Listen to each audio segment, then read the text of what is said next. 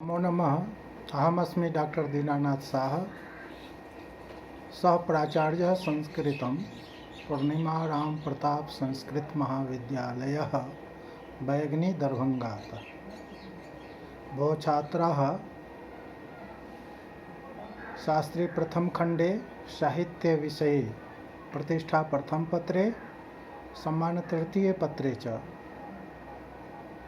छंद्रो मंजरी लक्षण ग्रंथात् द्वादशाक्षरावृते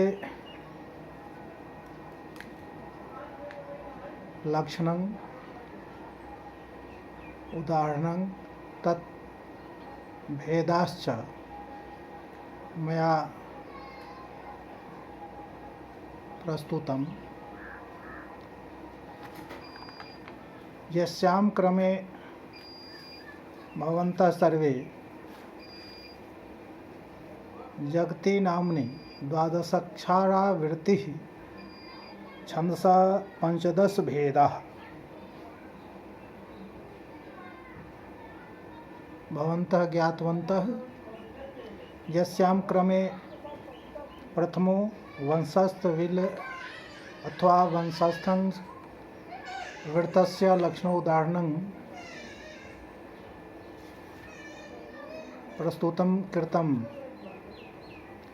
इदानीं तस्यामेव क्रमे अग्रे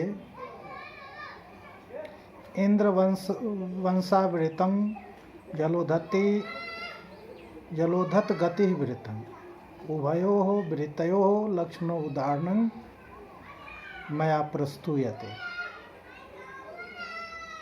इंद्रवंशावृत्तस्य लक्षणं वर्तते तच्चेन्द्रवंशः प्रथमे अक्षरे गुरौ यस्य चतुर्षु पादेषु वंशस्थविलस्य गणः स्युः, किन्तु प्रथमे अक्षरे गुरौ इत्यस्य अयम् अभिप्रायो अस्ति यद् वंशस्थविलस्य प्रथमः जगणः तगणरूपेण परिणमति शेषं पूर्ववत् भवति।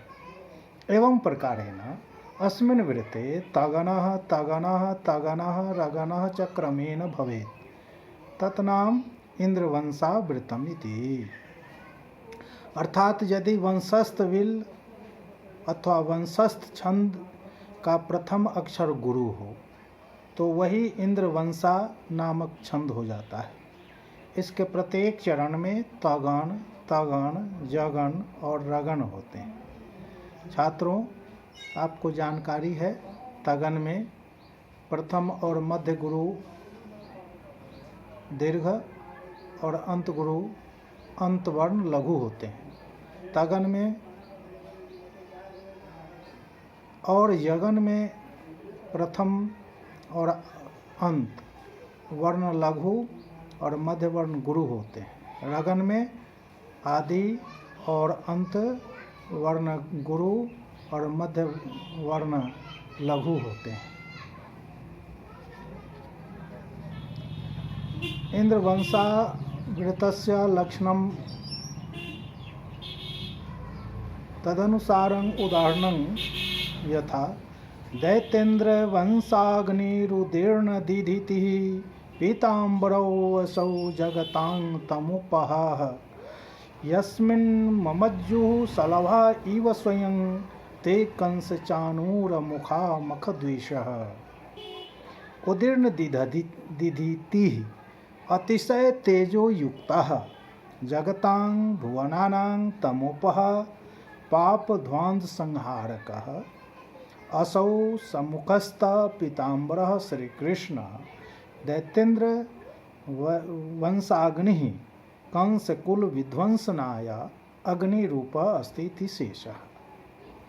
यस्मिन् कृष्णरूपात्मके अग्नौ ते कुख्याता मखद्विषः यज्ञादि शुभकर्म विध्वंसकाः कंसचाणूरमुखाः कंसचाणूरादयः शलभाः इव पतंगाः इव पतंगासदृशाः समौ पतंग शलभौ इत्यमरः इति अमरकोशे ममज्जुः ऊर्डिता इत्यर्थः।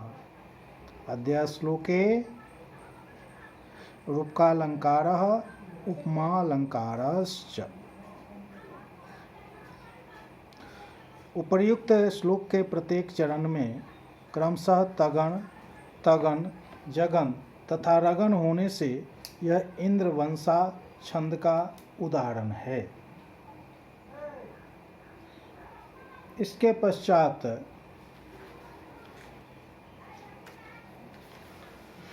जलोधत गति वृत्तमस्ति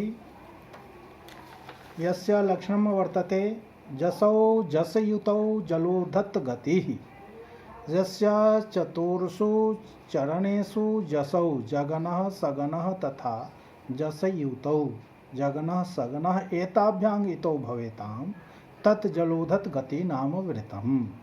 अर्थात जिसके चारों चरणों में जगन सगन जगन तथा सगन हो उसे जलोधत गति नामक व्रत कहते हैं।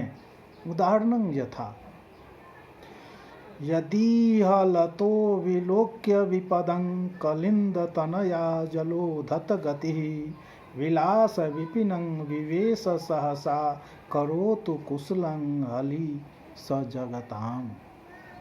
जलोधत गति जलहि विच संचरणै उद्धत गति चंचल गति कलिंद तनया यमुना यदीहलतः बलराम संबंधी लांगलात विपदं विपत्तिं विलोक्य निरीक्ष्य सहसा शीघ्रं विलास विपिनं क्रीड़ा विपिनं खेलावनं व विवेश गता। स हलि हलं प्रहरणमस्यास्तीति हलि बलरामः रेवती रमणो रामः कामपालो हलायुध इत्यमरः। जगतानां लोकानां त्रिषु अथो जगति लोको विष्टपं भुवनं जगत् इत्यमरः। कुशलं क्षेमं करोतु विदधातु। प्रत्येक उदाहरणम् अन्य उदाहरणं वर्तते सनाकवनितं नितंब रुचिरं चिरं सुनीन दैव